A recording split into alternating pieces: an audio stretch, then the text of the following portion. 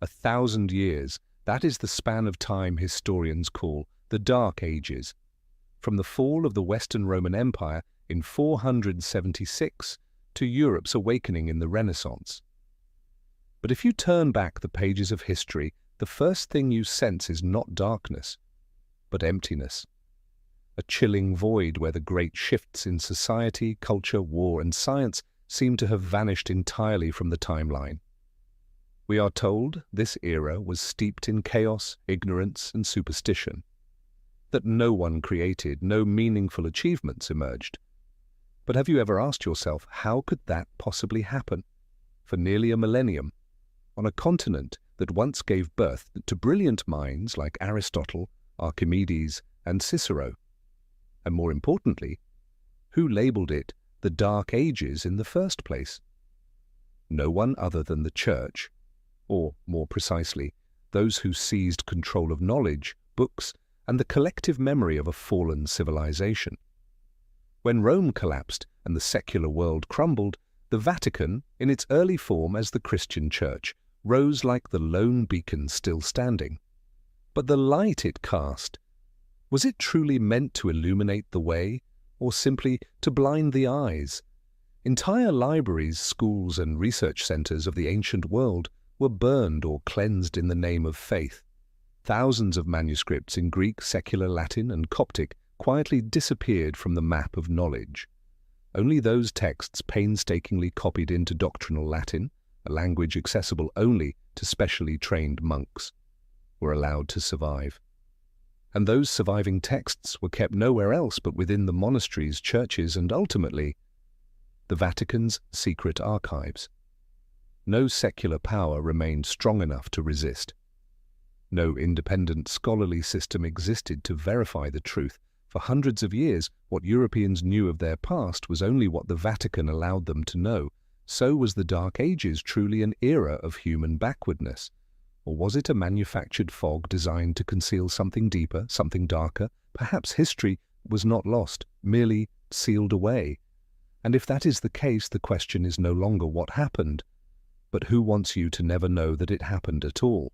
Tonight, let's drift together with bedtime history into the flow of stories that have never been fully told, because perhaps within those forgotten fragments, we might just rediscover a piece of the truth about history, about the world, and about ourselves. The year was 476. It is the moment modern history books mark as the death knell of the Western Roman Empire. A child of royal blood, Romulus Augustulus was deposed by a barbarian general named Odoacer. An empire that had lasted for centuries, vanished after a bloodless coup. This event, according to historians today, signals the start of the Dark Ages. Yet the strange thing is this: no one living at that time called it a collapse. No funeral bells rang out from the Roman Forum. There was no grand funeral for an empire that had once conquered nearly the entire Western world. And, more unsettling still, no one truly recorded in detail what happened next. You would think such a monumental event would leave behind a clear trail in history, documents, chronicles, memoirs, at the very least letters or first-hand accounts. But, curiously, the deeper you dig from the 5th to the 8th century, the denser the fog becomes. Historical records grow fragmented and hazy, sometimes reduced to mere brief notes from monks written centuries later. It's as if the entire continent had fallen into a deep sleep, or someone wished it to appear that way. And then one name begins to surface again and again. Not an emperor, not a scholar, but the Church. The moment Rome ceased to be a political center, it became the spiritual heart of a new emerging world.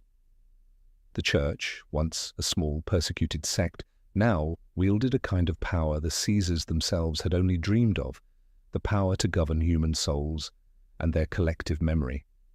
Who preserved history during this era? Not the schools, they had been dissolved, not the intellectual class. They had fled, been silenced, or killed.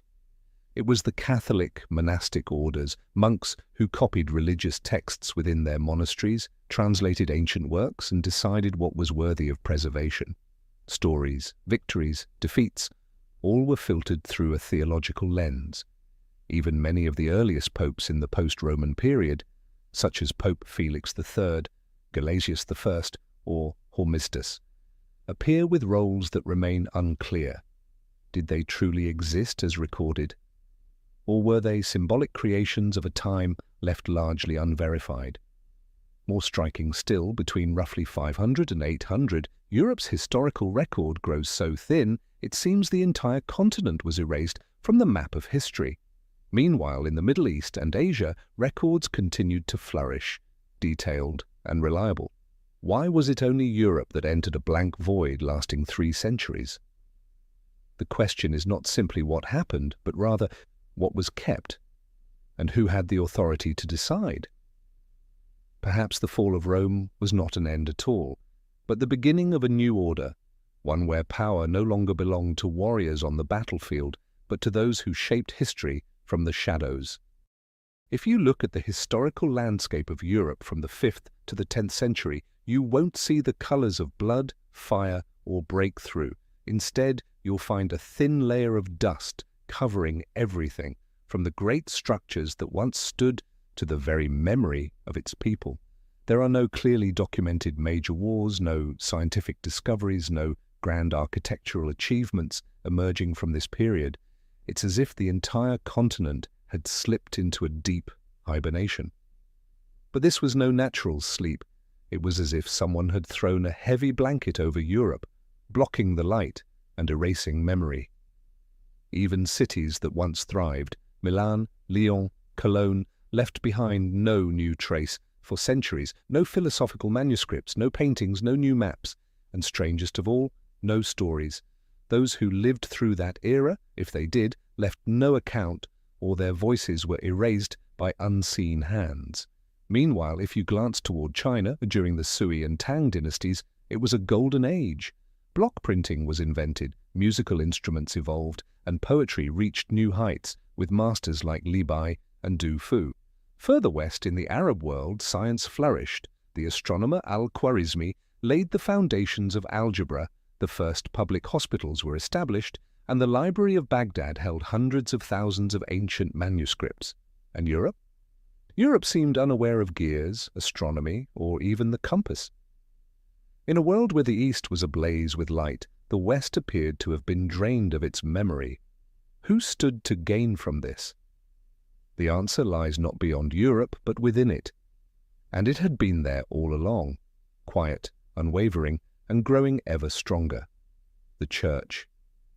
When the people believed they were living through an age of darkness, when they were taught that their ancestors had been lost to superstition and ignorance, they would not question.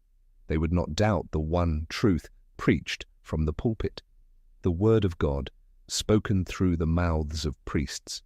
They would not seek knowledge, Kitid, because books no longer existed. They would not explore, because any pursuit of knowledge was deemed heresy.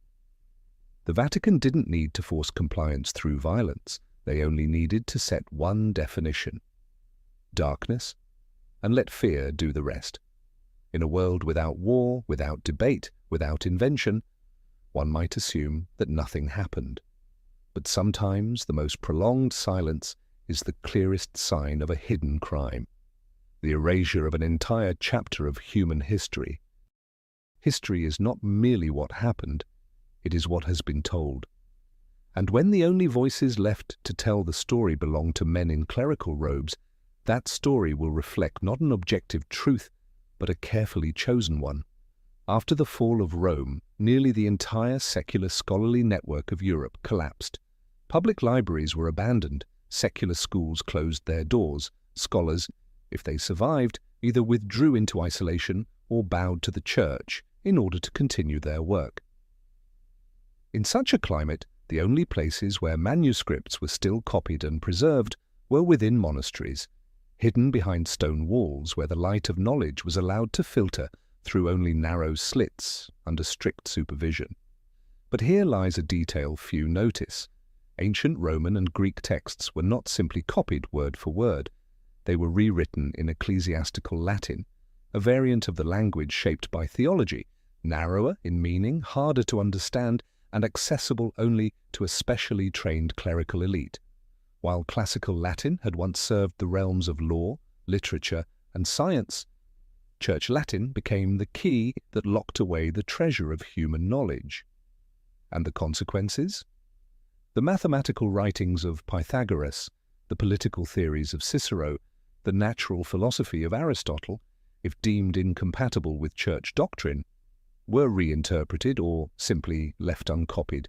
Thousands of works labeled heretical, pagan, or unnecessary for the salvation of souls were burned, lost, or consigned to the dark vaults where no one could ever reach them again. Thus began a new era, one in which knowledge was no longer a light to enlighten mankind, but a tool to control it. If someone wished to learn history, they had to go through a priest. If they wanted to read an ancient text, they required permission and were taught to interpret it the right way. Independent verification vanished. Debate was forbidden. History became doctrine, and doctrine could not be challenged. It is often said history is written by the victors. But in this case, the victors did not need to rewrite the story from scratch. They only needed to preserve what served their purpose and let the rest fade into oblivion. And so, within the shadows of stone monastery walls, a new version of history was crafted, not with blood and fire, but with ink and silence. Throughout history, there are silences so profound they make us wonder, did those periods truly exist? A bold theory, known as the phantom time hypothesis, sent shockwaves through the historical community in the late 20th century.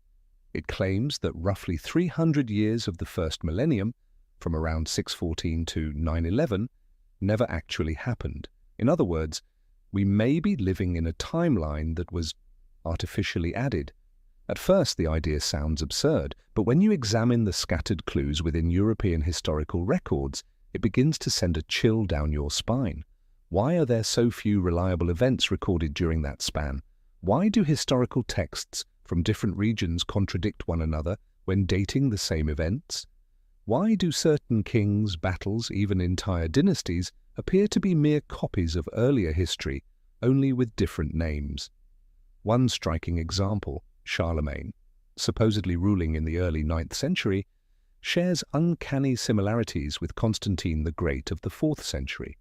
From military campaigns, forms of governance, even down to administrative reforms, everything seems like a reprint of the past, yet no one dared to question it. And who had both the power and the motive to manipulate the very flow of time? Scholars often point to three names: Otto III, Holy Roman Emperor, the monk and historian Gerbert of Aurillac, later Pope Sylvester II, and of course, the Vatican. If extra years could be inserted into history, kings could ascend the throne at the divinely appointed moment. An empire could legitimize its rule in the eyes of God simply by adjusting the timeline. And if the Church wished to declare its authority as granted by prophecy, then the timeline itself became the perfect tool. Curiously, the Vatican has never publicly refuted this theory, but neither have they confirmed it. As with many moments in history, the Church's silence is not a denial. It is a way to keep every possibility within their grasp, so that no one can verify or disprove the truth. A force that controls both knowledge and time has no need to argue. It need only outlast all doubt. And so we may be living within a history that has been edited, like a theological manuscript crafted by those who understand how to wield time as a tool of dominion, not through weapons, but through the calendar. Perhaps the world we inhabit is not only fragmented, but staged, a theatre where the past is curated, the future is guided, and the present, a place where real memories and fabricated ones intertwine in silence. If you open the list of popes recorded by the Vatican from the 8th to the 10th century, you'll find a long succession of names, each titled Vicar of Christ on Earth. But here's the strange part. For many of them, there is no concrete evidence they ever truly existed.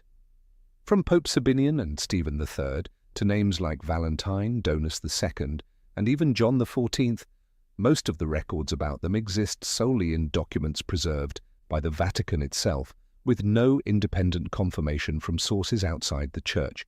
There are no relics, no contemporary accounts, no significant actions recorded, only brief and vague biographical notes.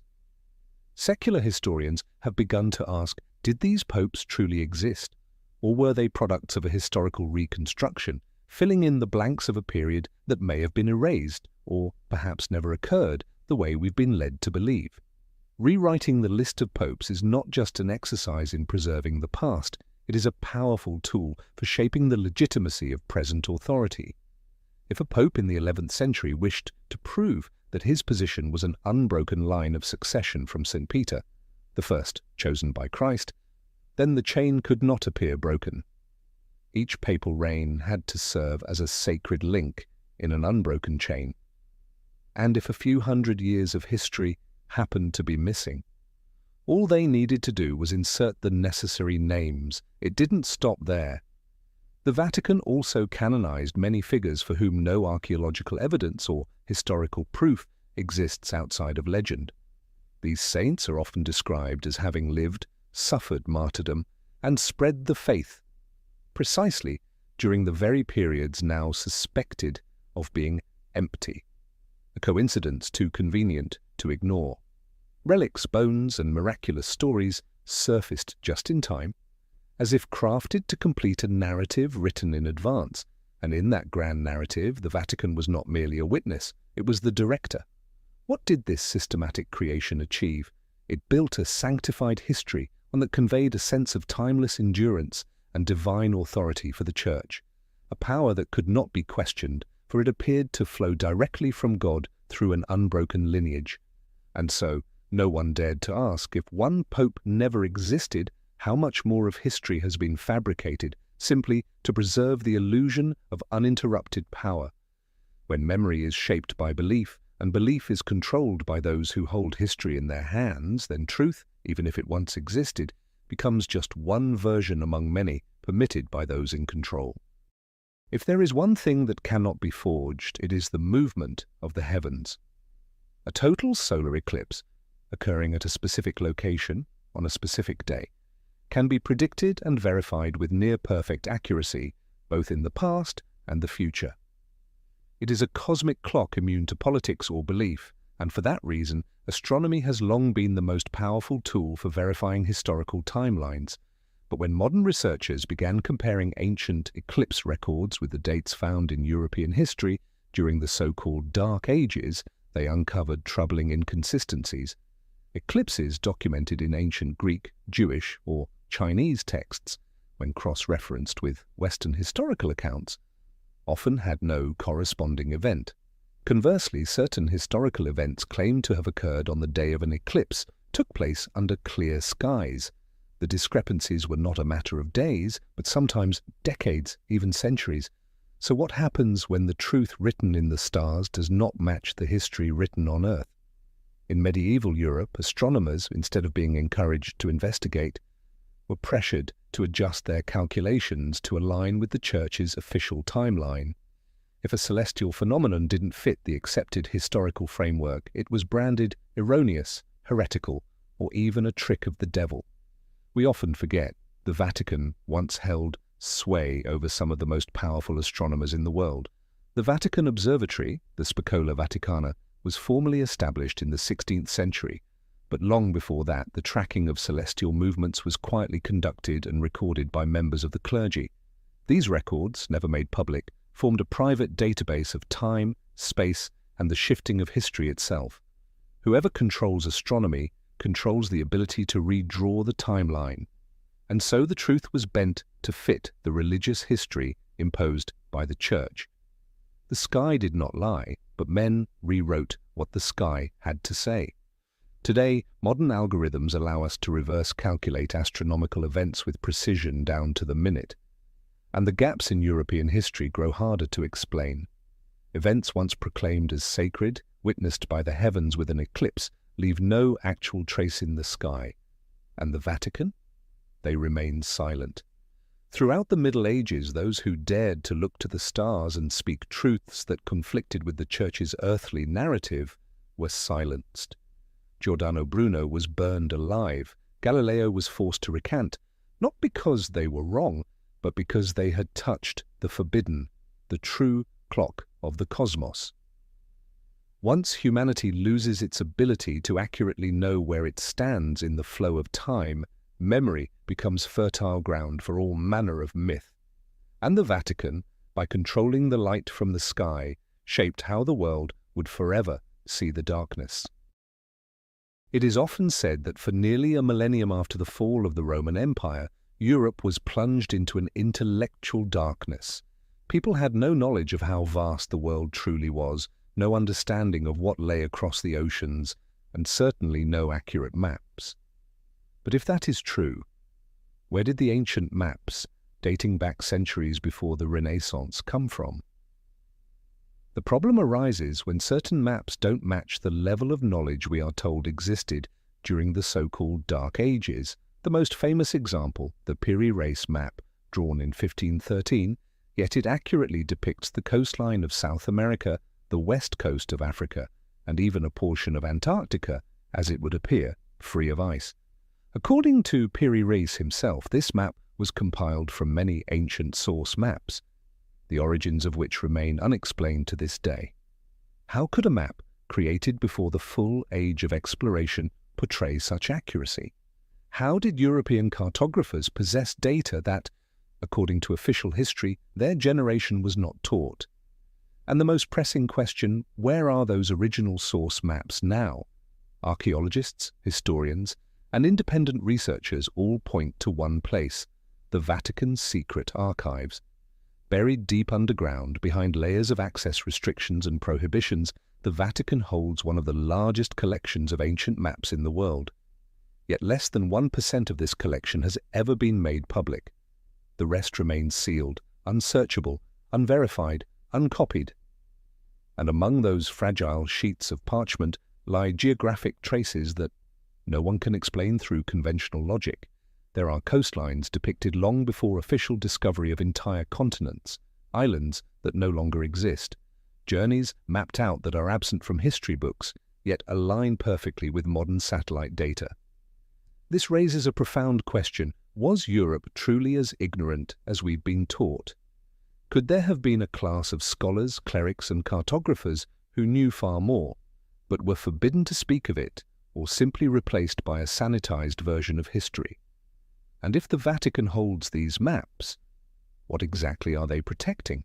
The truth, power, or a version of the world that, if revealed, might topple the entire structure of history as we know it? A map, after all, is more than a tool of navigation. It is how humanity defines its place in the world. If you don't know where you are, you can be led anywhere. And for centuries, the Vatican has held that power, the power to redraw the world and then hide it. When the maps vanish, history ceases to be a journey and becomes a maze where you can only follow the paths chosen for you. And perhaps, deep within the stone vaults beneath the Vatican, the way out still exists, but you have never been allowed to see it. We are taught that after the fall of Rome, Europe entered a dark age that lasted nearly a millennium. Knowledge vanished, art fell silent, science was forgotten. People no longer knew how to build as their ancestors had. They lost their understanding of the stars and even forgot how to operate the ancient water systems. A bewildered Europe wandering among the ruins of a fallen civilization. That is the image imprinted on generations of minds. But what if that image was a carefully constructed illusion? Scattered across Europe are pieces of evidence that raise troubling questions. Intricately crafted bronze gears unearthed in the soil of Germany, dated squarely within this so-called backward era. Astronomical instruments of astonishing precision discovered in abandoned monasteries, and underground aqueducts, anti-gravity vaults, geothermal heating systems, found in remote countryside villages, places with no known trace of ancient Roman civilization. Who built them? Who understood how they worked during an age we are told was steeped in ignorance and superstition? Mainstream history calls them anomalies, archaeological oddities. And as usual, when something cannot be explained, it is quietly ignored. And in the face of such discoveries, the Vatican chooses silence. Let us not forget.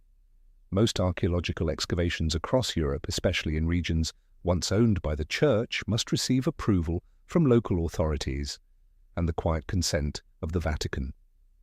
In many cases, significant artifacts are removed to preserve them and are never heard of again. A few independent archaeologists have spoken out about this interference, but they are sidelined, stripped of funding, or barred from excavation sites. In academic circles, they are branded conspiracy theorists, even though their findings often threaten to shake the very foundations of accepted history. The bigger question is this: did Europe truly lose everything?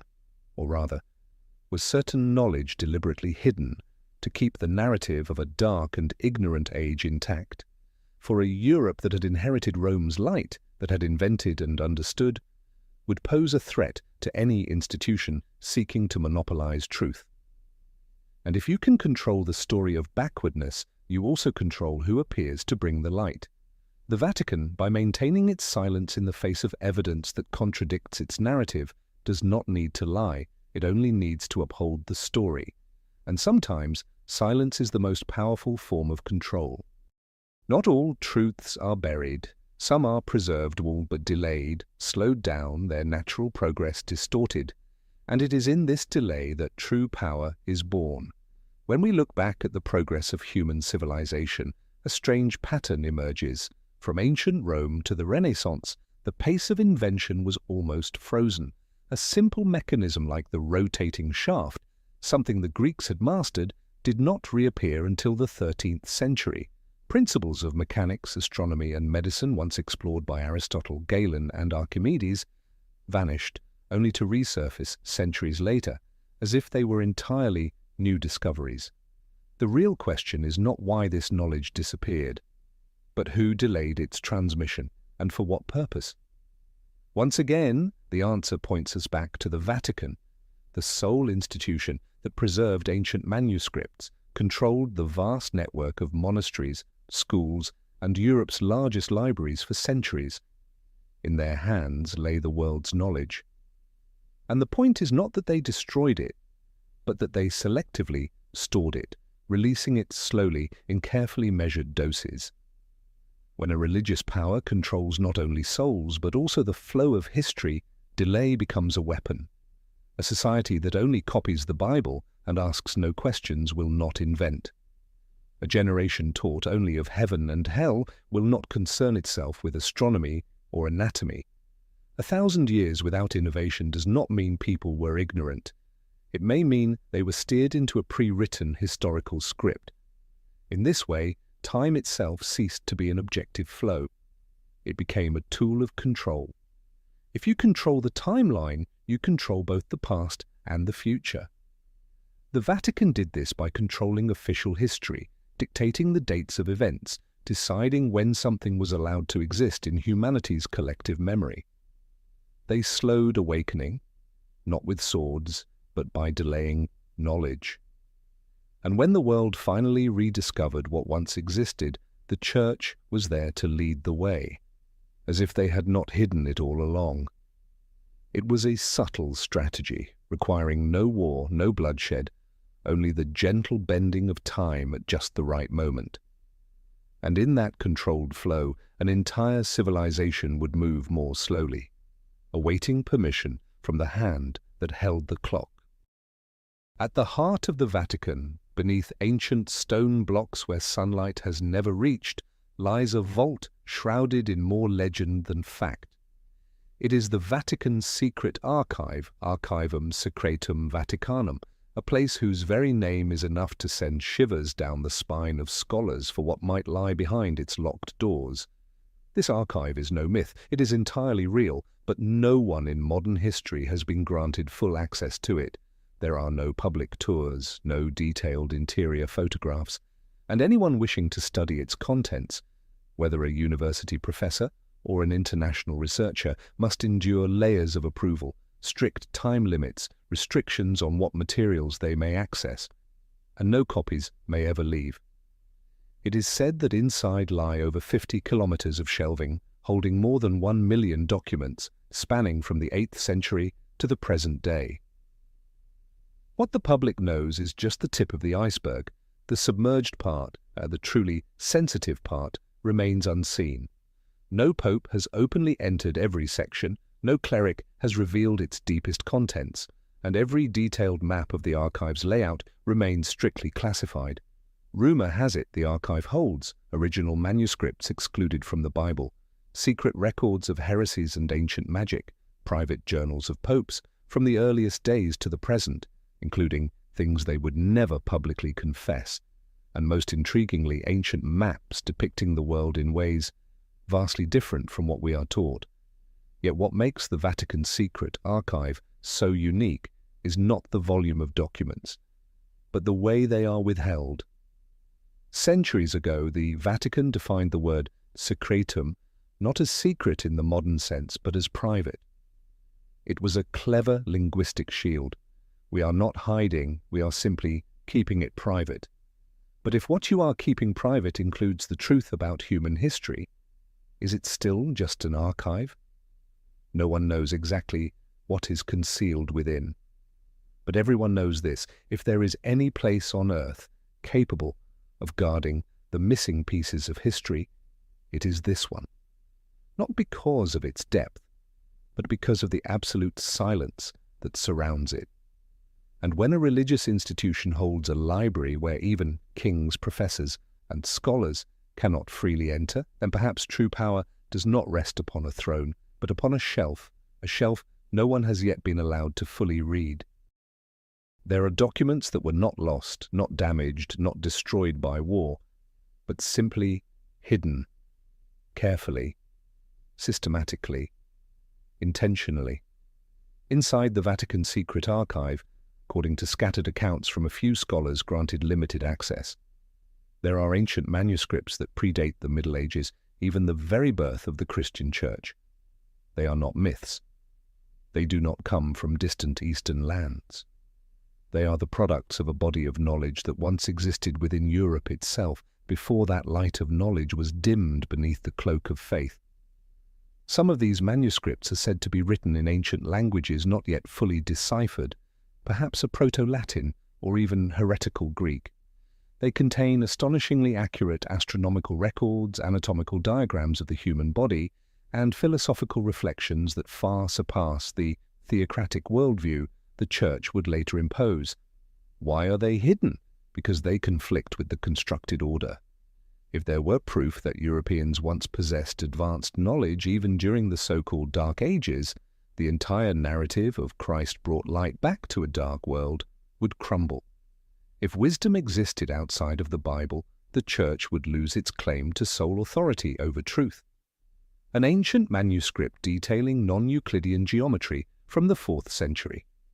Another describing planetary motion along elliptical orbits, concepts not publicly introduced until Kepler's time. Or a medical handbook from Gaul, written in a mix of Latin and Celtic, containing healing formulas modern medicine still cannot replicate. These things were not forgotten, and they were concealed.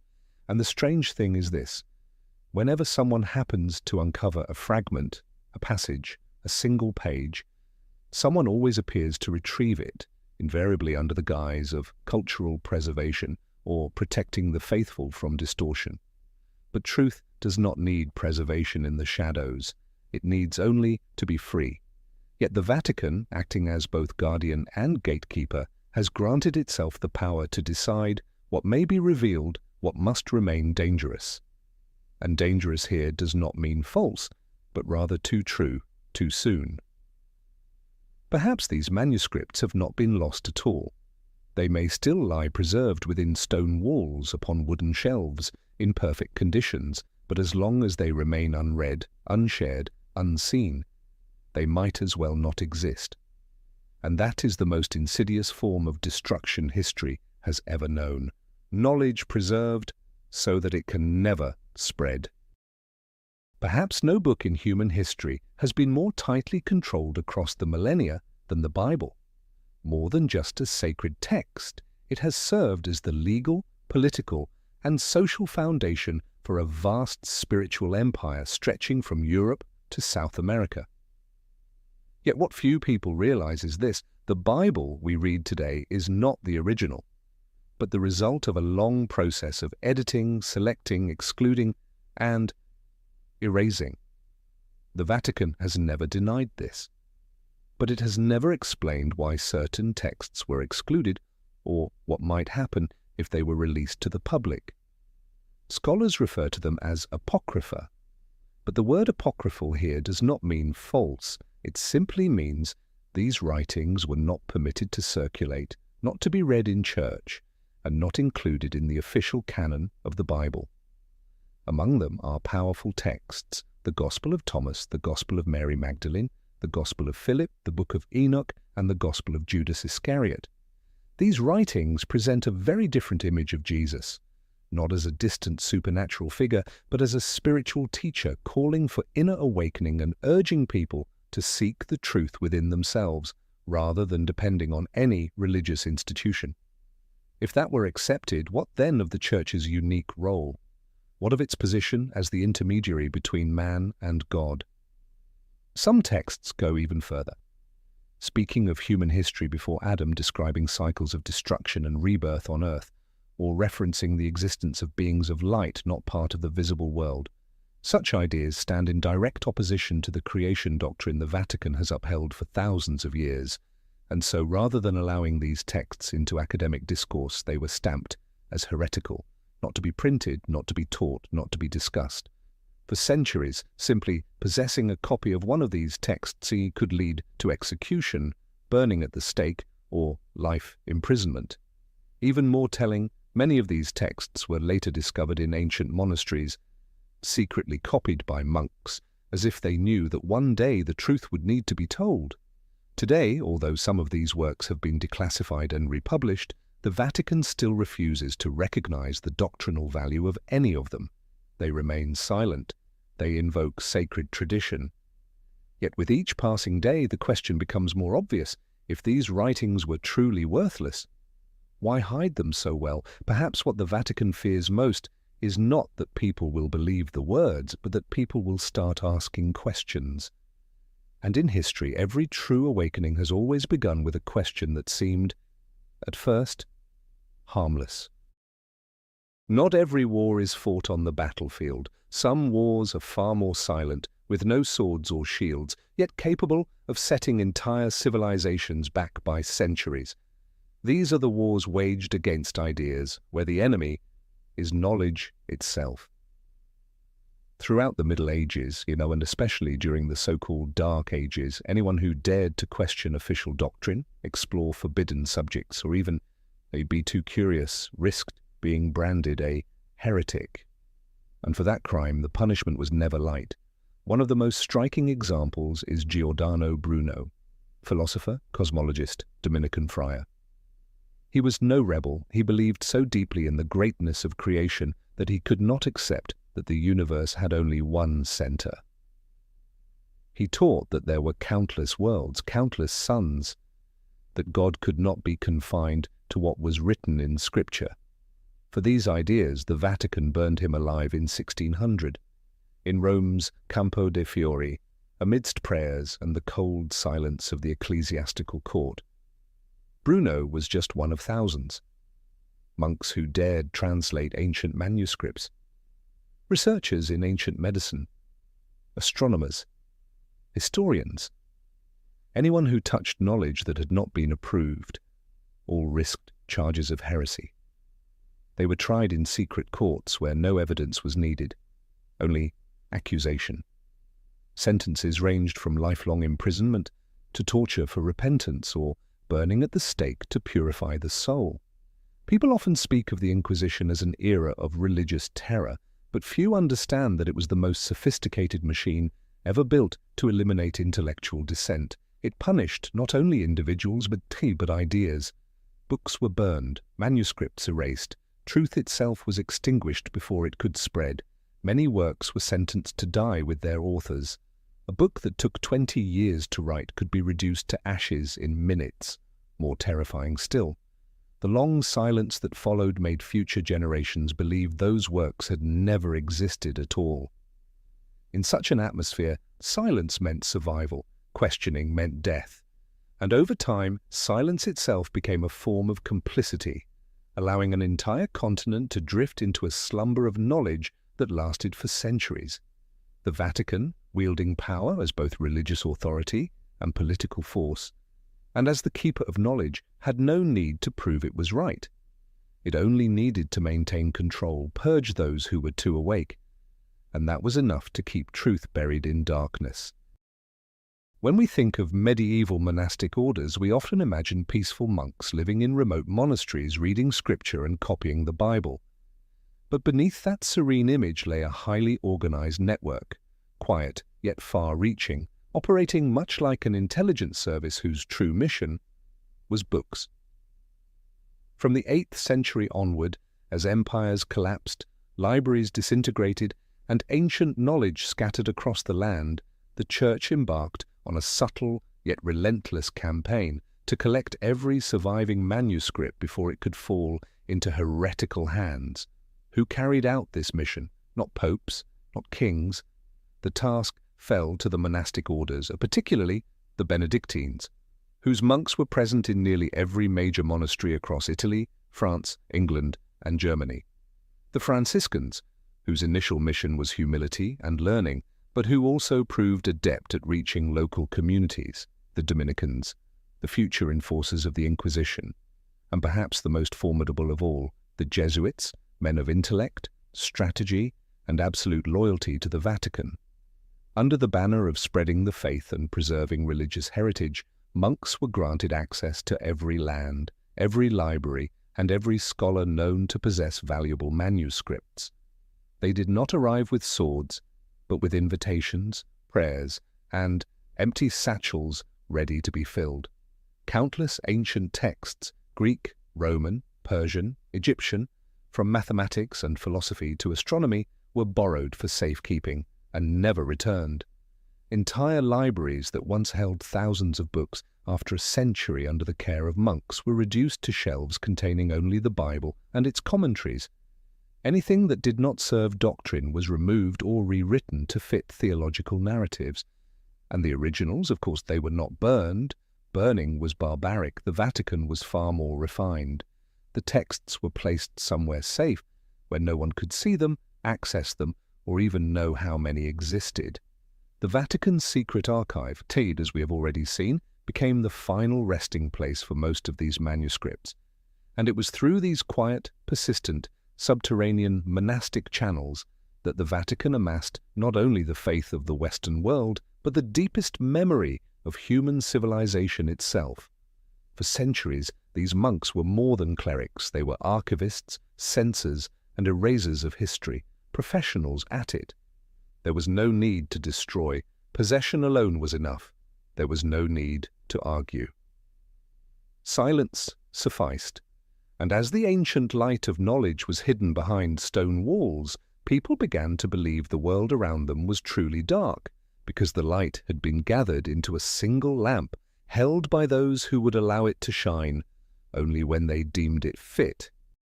When the light of knowledge is gathered into a single place, and all others are forced to live in darkness, the inevitable happens. Some will find a way to keep the light for themselves. Not everyone bowed their heads. Not every scholar was burned at the stake. Some survived, not by betraying the truth, but by hiding with it. And slowly, over time, across generations, a secret network began to form, the secret societies. There is no official record pinpointing when these societies first emerged, but from the 11th to the 14th centuries, their traces began to appear.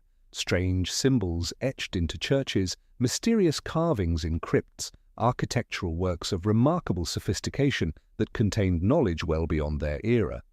Among them, the most prominent, Freemasons. Originally master builders, they evolved into a closed intellectual community, rich with codes, rituals, and an intricate hierarchy. They constructed Europe's greatest cathedrals, yet adorned them with symbols unrelated to Christianity: the sun, the moon, the eye, spirals, mathematical ratios. Rosicrucians, a mystical brotherhood rumored to possess ancient wisdom from Egypt and Babylon, passed down through generations in handwritten manuscripts and layered metaphors. Alchemists, branded by the Church as sorcerers, but in truth chemists, philosophers, and astronomers seeking truths beyond the boundaries of sanctioned faith. These societies shared a common thread. They did not deny religion, but neither did they submit to it. They believed there existed a primordial stream of knowledge, deeper, older, and truer, which predated the religious institutions that later sought to redefine reality. And most crucially, they suspected that the Vatican had seized much of that knowledge and buried it behind stone walls. This is why many Masonic symbols can be read as underground maps, a way to pass on truth through imagery during times when spoken words could lead one to the stake. Geometric designs, symbols like the letter G, God, geometry, gnosis, or the compass and square, all encoded ancient wisdom understood only by those who were initiated. The secret societies did not openly confront the Vatican, but in the shadows they served as a counterbalance. They did not seek to overthrow religious authority, only to ensure that the flame of knowledge was not extinguished. And this raises a deeper question. If secret societies managed to preserve fragments of the truth for centuries, it means that the Vatican could not control everything. History, no matter how distorted, always leaves traces. And sometimes it is those who operate quietly on the fringes who hold the final key, the one that can unlock the door leading out of the Dark Ages. When the light of knowledge is gathered into a single place, and all others are forced to live in darkness, the inevitable happens. Some will find a way to keep the light for themselves. Not everyone bowed their heads. Not every scholar was burned at the stake. Some survived, not by betraying the truth, but by hiding with it. And slowly, over time, across generations, a secret network began to form, the secret societies. There is no official record pinpointing when these societies first emerged, but from the 11th to the 14th centuries, their traces began to appear: strange symbols etched into churches, mysterious carvings in crypts, architectural works of remarkable sophistication that contained knowledge well beyond their era. Among them, the most prominent, Freemasons. Originally master builders, they evolved into a closed intellectual community, rich with codes, rituals, and an intricate hierarchy.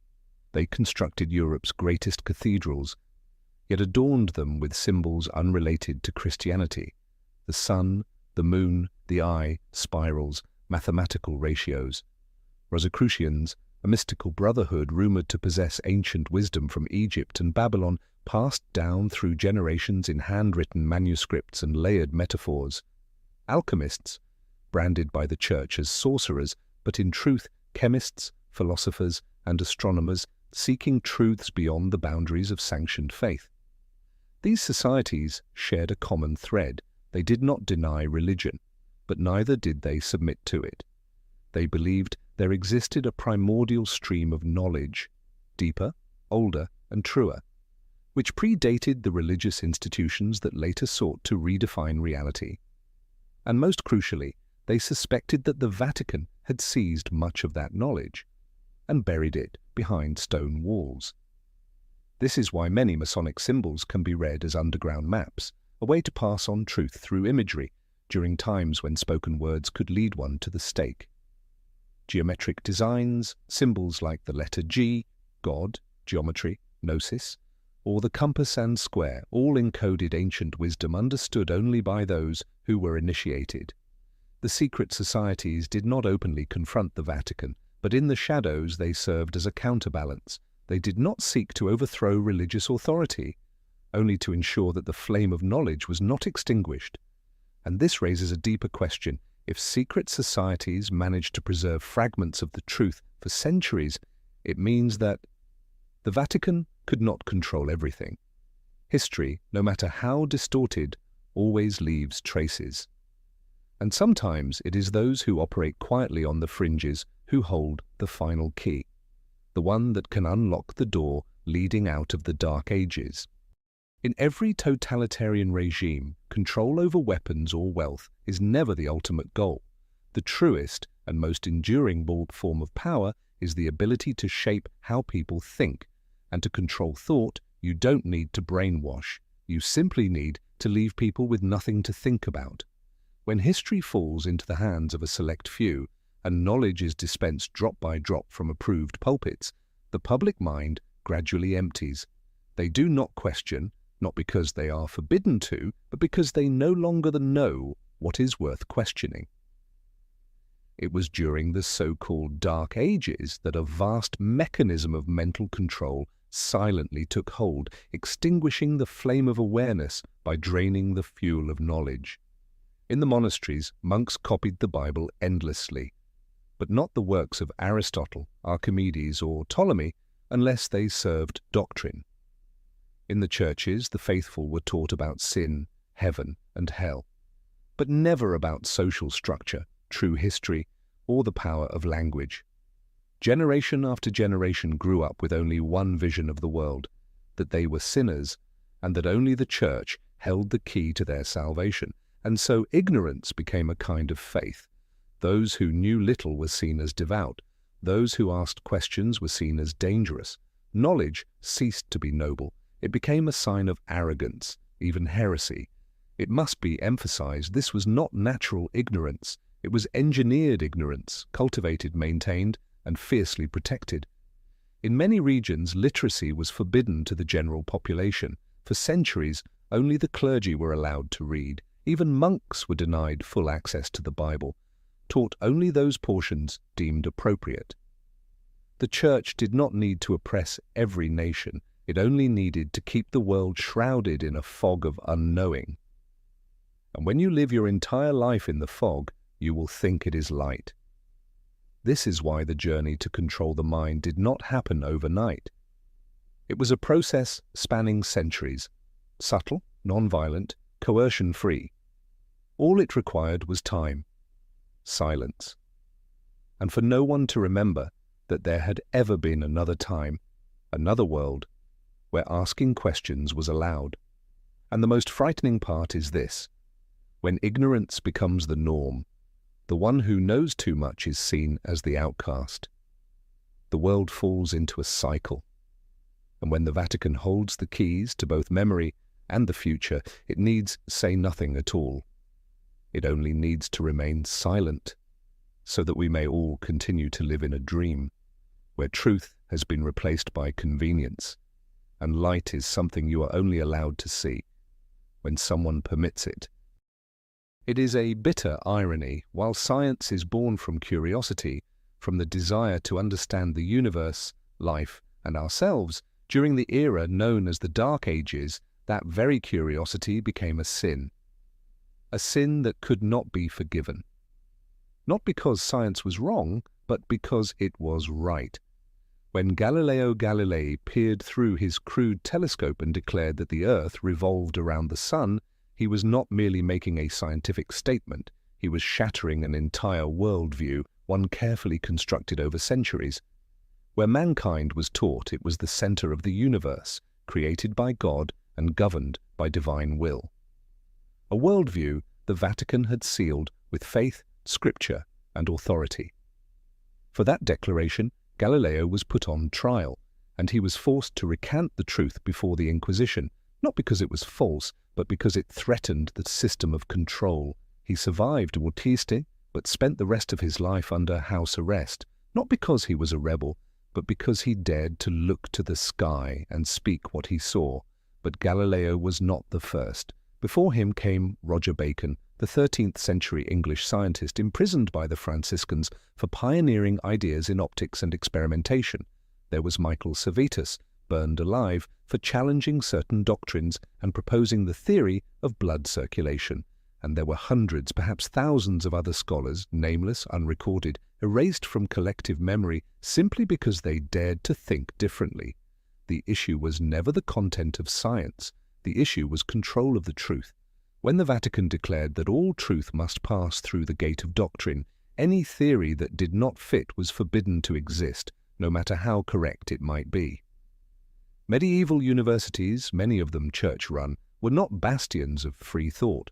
They were institutions where students were trained to think correctly, indoctrinated to obey dogma, not to seek truth.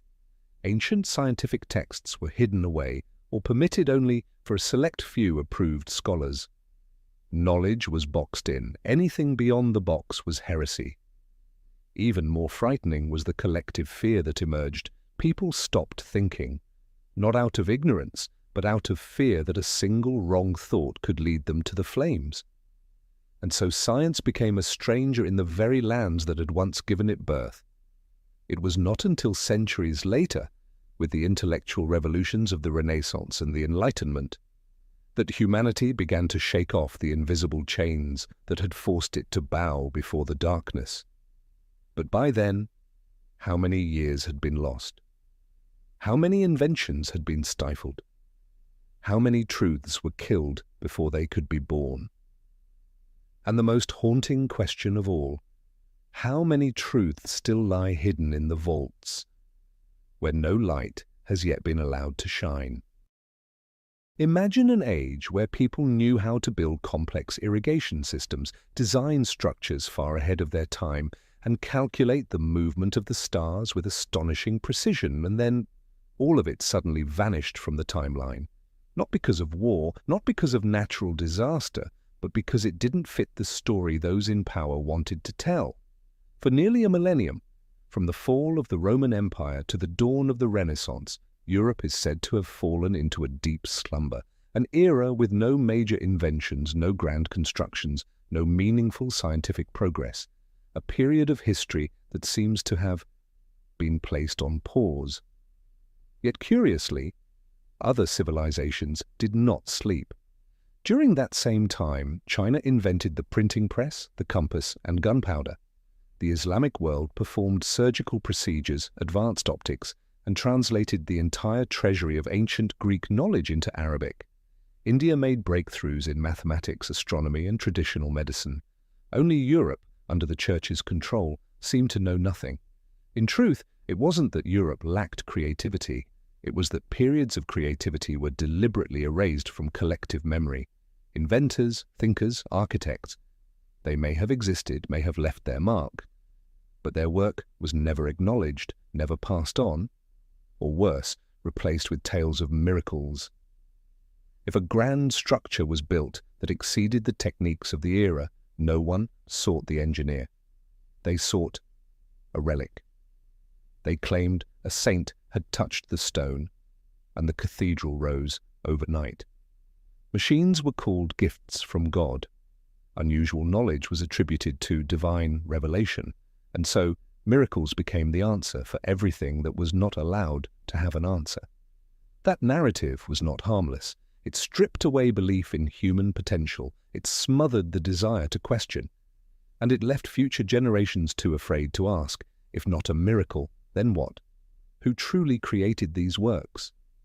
What did they know? And why was it never taught again?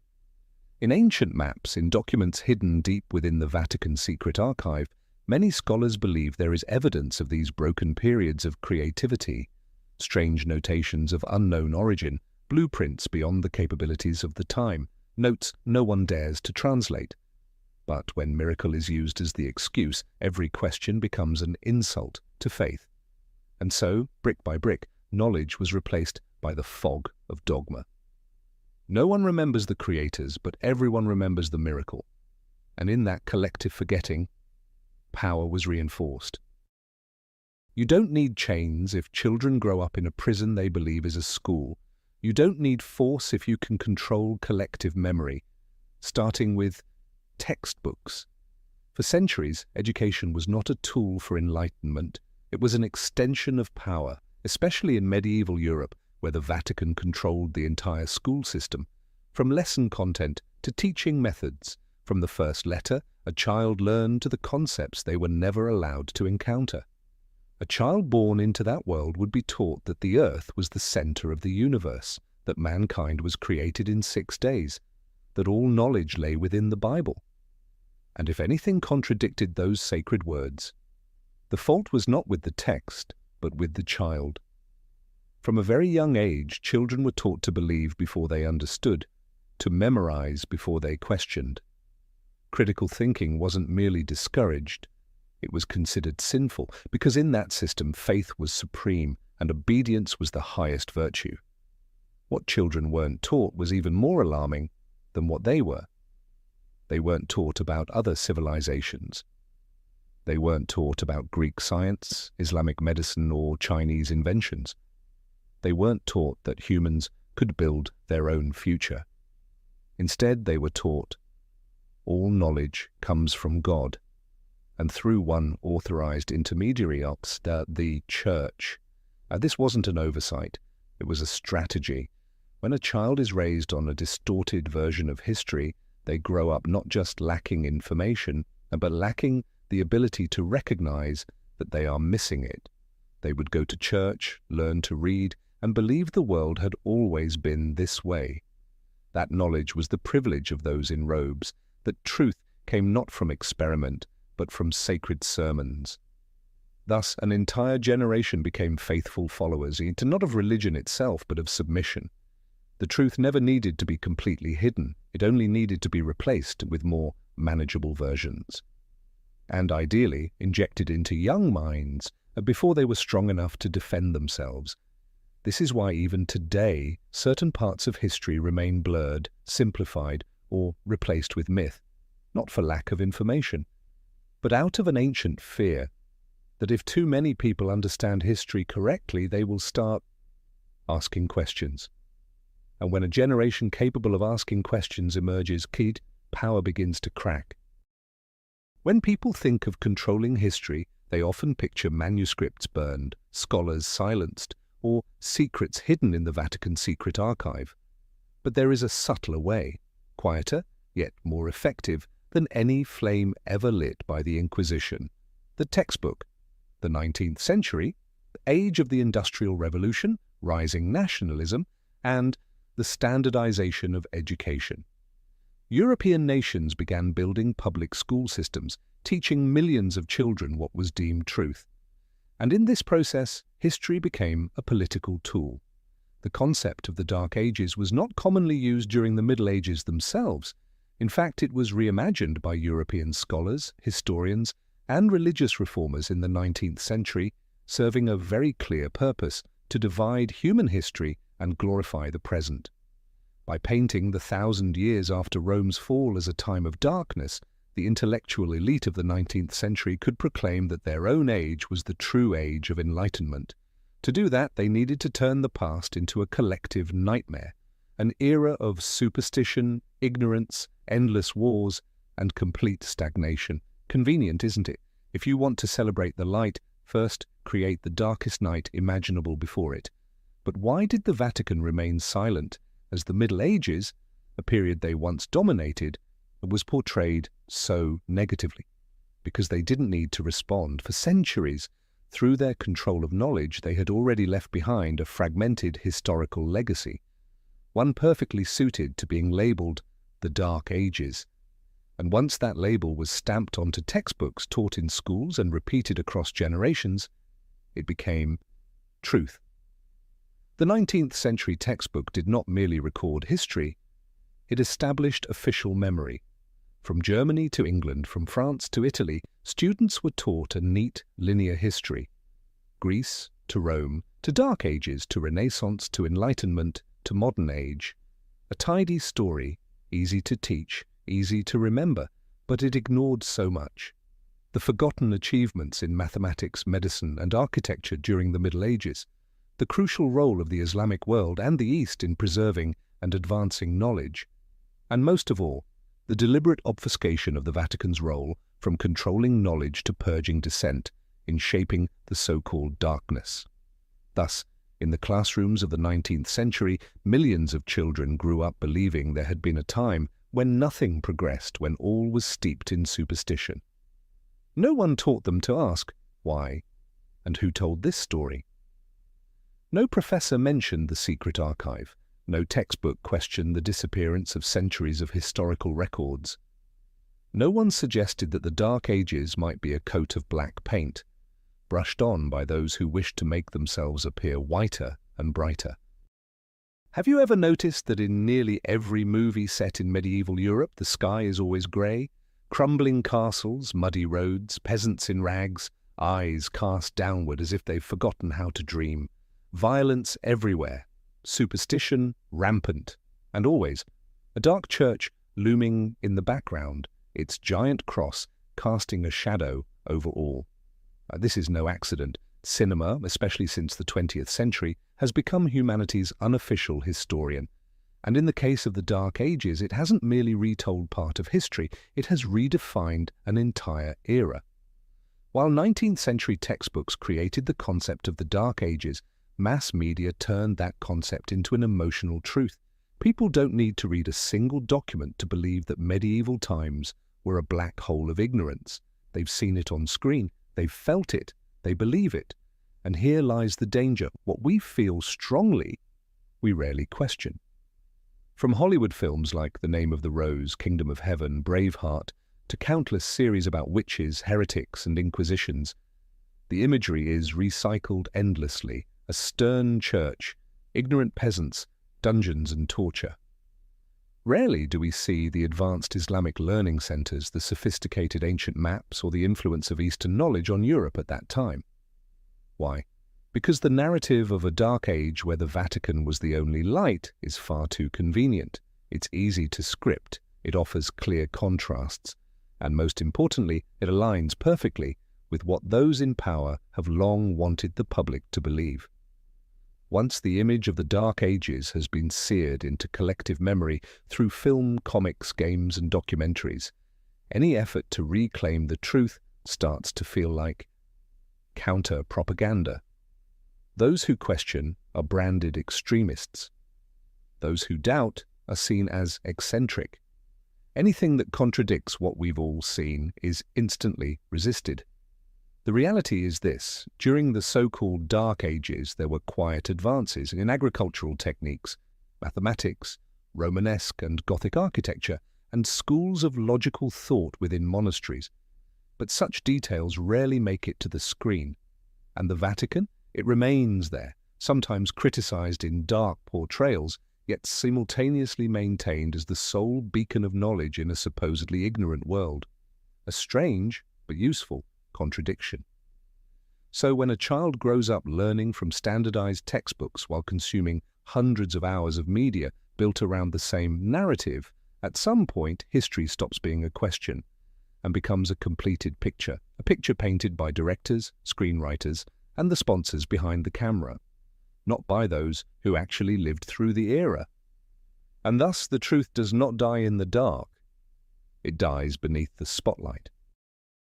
When an institution claims to be the center of truth, the first thing the world is entitled to ask is this: let us see everything you know, but with the Vatican. That has never happened.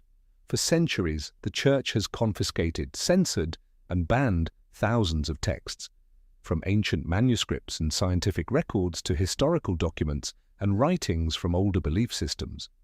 Many of these works were placed on the Index Librorum Prohibitorum, the Index of Forbidden Books, an official list that existed from 1559 until 1966. Even though that list was eventually abolished, reality remains unchanged. The banned works were never re-released to the public. The question is, why? If those texts were truly in error, let modern scholars critique them. If they are harmless, why hide them?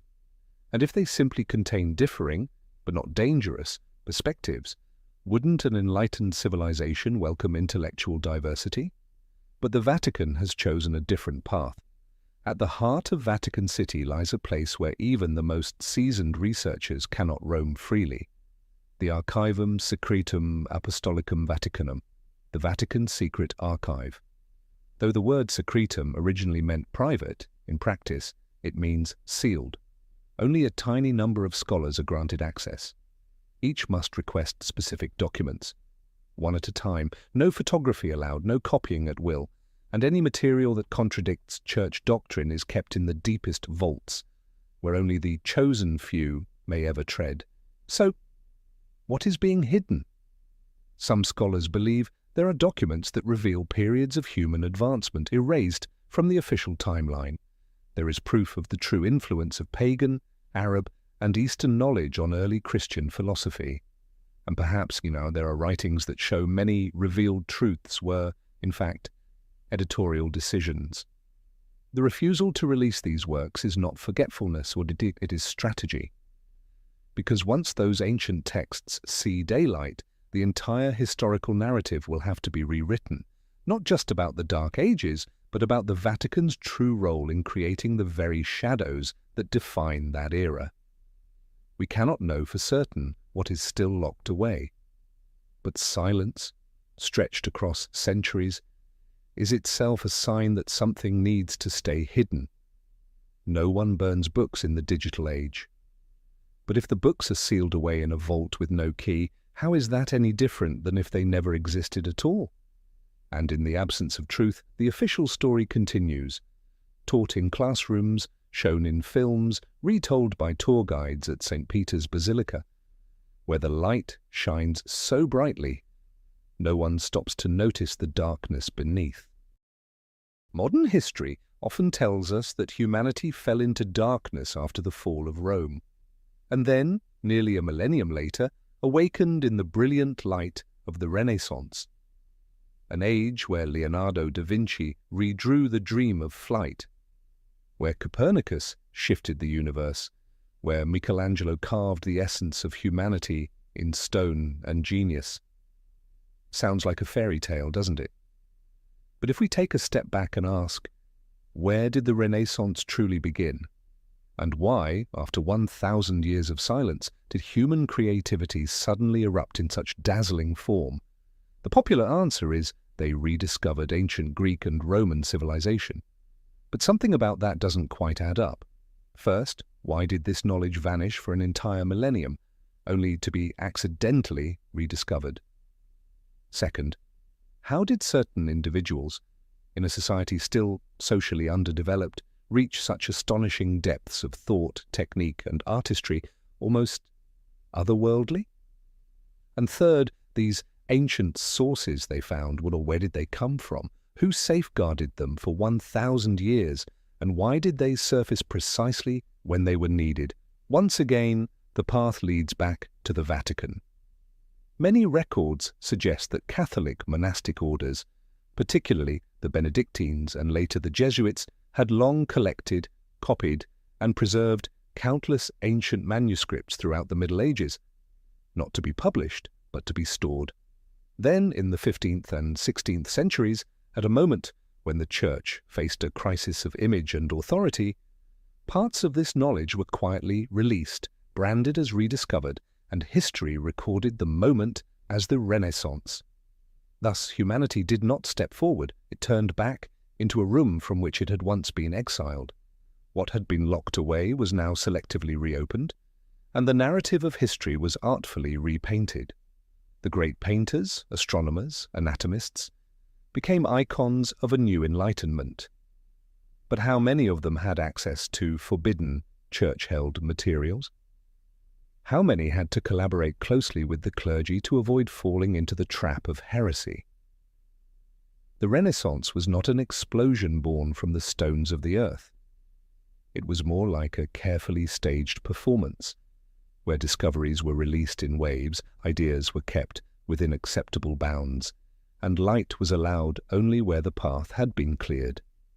And if what the Renaissance delivered had in fact already existed, even flourished, during the so-called Dark Ages, then the entire historical timeline deserves to be re-examined. Perhaps we never truly lost knowledge. It was simply hidden by those in power, only to be returned at a time most convenient for their own shining moment. That light, brilliant but controlled, did not come from a new dawn. It came from a lamp lit within a darkness they themselves had created. Truth doesn't need to shout, it doesn't need to be repeated 1,000 times.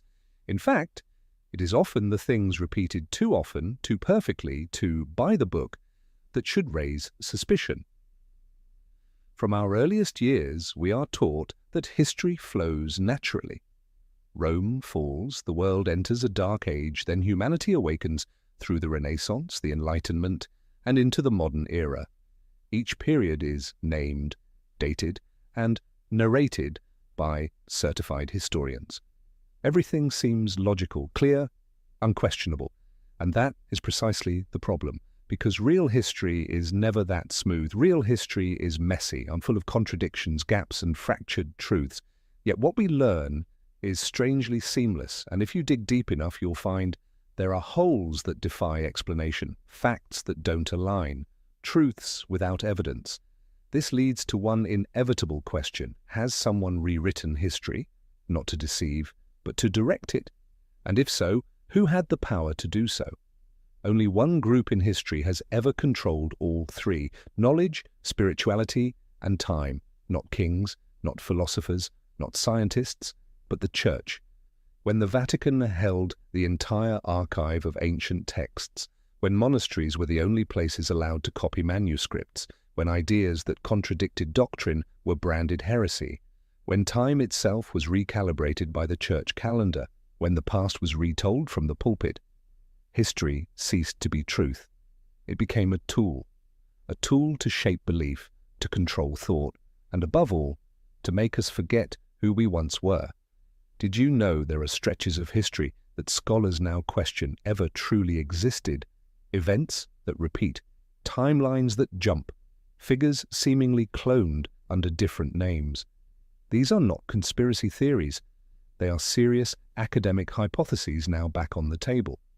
And if those hypotheses are true, if what we believe to be history is actually a version, edited, staged, spliced, and printed in millions of textbooks, then the question is no longer, are we being lied to? But what do we even remember of the original truth? And when collective memory is rewritten long enough, thoroughly enough, it becomes reality. A reality we are born into, grow up within, and ultimately die believing, never knowing it may not be what actually happened. In every civilization, those who ask questions are essential. They are the catalysts of progress, the needles that pierce the bubble of consensus, reminding us that no truth is immune to scrutiny. But there is a strange paradox. The more precisely they ask the right question, and the more likely they are pushed to the margins.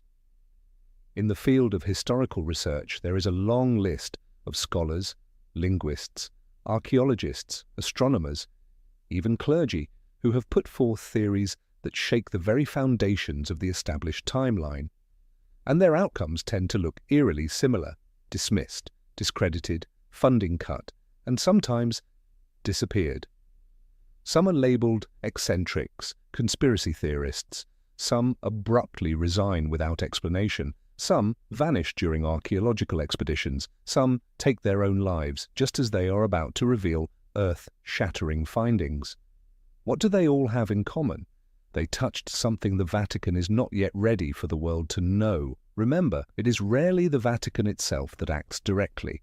They don't need to. There is an entire system cultivated over centuries: academia, research foundations, publishing houses, media, ready to silence any voice that strays too far. And even stranger, dissenting studies about gaps in the historical timeline, anomalies in ancient calendars, illogical maps, pre-Christian texts, almost never appear in mainstream academic journals, not because they are wrong, but because they do not fit within the carefully constructed historical framework. There are independent researchers who argue that the Dark Ages were merely a layer of darkness painted over a period of remarkable advancement. Some have shown that many historical figures were name-cloned to fill in fabricated stretches of time. Others claim that the Vatican influenced the entire dating system through the adoption of the Julian and later Gregorian calendars, tools that appear scientific but conceal political choices. They do not last long in the field. This is no coincidence. It is an unspoken rule within academia: if you touch the forbidden, you will have no place, even if you are right. And that fear spreads like an invisible disease. Those who remain, who know very well what happens to those who go too far, learn to stay silent, learn to bow their heads, learn to write within standards, until one day censorship is no longer needed, because no one dares to write otherwise. For over a millennium, the Vatican has stood tall at the heart of Europe, an untouchable symbol of power, a place where heads of state still kneel, a religious center whose influence transcends borders, regimes, and centuries. But the closer you approach that grandeur, the more you sense that something is being concealed, not behind darkness, but behind a light that is blindingly bright. On the surface, the Vatican presents itself as a spiritual leader, a beacon of compassion, a guardian of ancient moral values, yet at the same time, this very institution controls the world's largest archive, with millions of documents never released to the public, burned thousands of manuscripts and books deemed heretical, imposed the historical timeline through calendar reforms, crafted the image of the Dark Ages while controlling the only sanctioned source of light, remained silent in the face of archaeological, astronomical, and cultural evidence that contradicts established doctrine, and protects its religious power structure by controlling collective historical memory. This raises the question, is that the role of a spiritual leader or of a gatekeeper of knowledge? Perhaps the Vatican once had its reasons. Perhaps they believed humanity wasn't ready for the full truth. That social order required stability, not chaos born from conflicting narratives. That faith was more valuable than facts. But faith cannot survive without the freedom to choose, and knowledge cannot be preserved by hiding it, because if the Vatican truly holds the light, that light should not be locked away beneath cold stone vaults. If they are true guardians of truth, the truth should be shared, not censored. And if the truths the Vatican holds have the potential to reshape human history, then silence is no longer a virtue, it is a sin. No one denies the spiritual role the Vatican has played, but no one should deny this either. When an institution holds vast knowledge in secrecy, it ceases to merely guide. It becomes the gatekeeper, deciding who may enter the past. And when the past is locked away, the future becomes nothing more than a carefully edited version of what they want you to believe. History is often compared to a river. But what happens if someone redirected that river long ago and we never knew? One of the most controversial theories of modern times, yet increasingly discussed in independent historical circles, is the phantom time hypothesis. This hypothesis suggests that a large portion of medieval European history was inserted, specifically that nearly 297 years never actually happened, including much of what we call the Dark Ages. And if this is true, then the current year is not 2025, but perhaps only 1725. Sounds impossible? Let's examine the arguments. First, there is very little solid archaeological evidence, written records, or verified artifacts for many events supposedly occurring between the years 600 and 900. Much of this period's history relies entirely on records written or rewritten by the Church. Second, astronomical events, eclipses, comets, planetary cycles, don't align with medieval timelines. When modern astronomers cross-reference these events using simulation software, they find discrepancies of hundreds of years in some cases. Third, historical figures appear strangely similar, showing up under different names across nearby dynasties, yet with nearly identical descriptions, behaviors, and roles. Is this coincidence, or an attempt to fill in artificially created time? Fourth, and perhaps most important, who benefits from adding nearly 300 phantom years to the timeline? The answer, once again, leads us back to a familiar place, the Vatican. By shaping the timeline, the Church not only gave its power structure the illusion of ancient longevity, it also created a safe distance between the fall of Rome and the modern era. If people believe they have emerged from a millennium of darkness, they are less likely to question the narrative.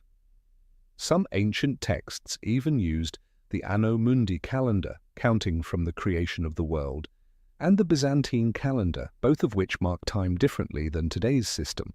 The later switch to the Gregorian calendar caused even more chaos in dating events. So who can be absolutely certain that our current year count is correct? If the full truth buried for centuries were revealed, the year 2025 might shrink by several hundred years, not in terms of technology or societal progress, but in the accuracy of our timeline. Now imagine, we live in a modern world with AI, space exploration, yet our very timeline may be flawed at its foundation. And if time is the framework that defines history, when time itself is wrong, then the entire human story must be rewritten. No one can say with certainty what the truth is. But as more questions rise, one thing becomes increasingly clear. We do not truly know where we are, because perhaps we have never truly known where we came from. We are born into a world of names, dates, and stories already written. We open our eyes in the year 2025, surrounded by books telling us about thousands of years past, of empires that fell, kings who rose, revolutions that shaped the world, and we believe, because no one wants to begin their life by asking, where am I if everything I know about before could be wrong? But then, within the smooth flow of history, there are cracks, there are gaps, there are things that don't add up, and each time we touch one of those fractures, history becomes a thick door opening just a crack, just enough to glimpse that perhaps someone once stood here before us, but their name was erased. We speak of progress, but if the beginning of this journey has been rewritten, hidden, or worse, invented, then we no longer know how far we've really come. We no longer know if we're living on the true day of the story, or if we're simply rereading an old script thinking it's new. And when we forget the true past, we lose more than memory. We may lose the power to shape the future. So if there is anything more dangerous than forgetting, it is forgetting by design. History does not need you to believe. It only needs you to ask again. And if this journey has made you question what once seemed clear, then perhaps you've just taken your first step into a truth long hidden. If you believe this story is worth continuing, hit subscribe, not just to follow, but to keep these unanswered questions alive, because sometimes a single right question is enough to shake the foundations of a carefully locked past.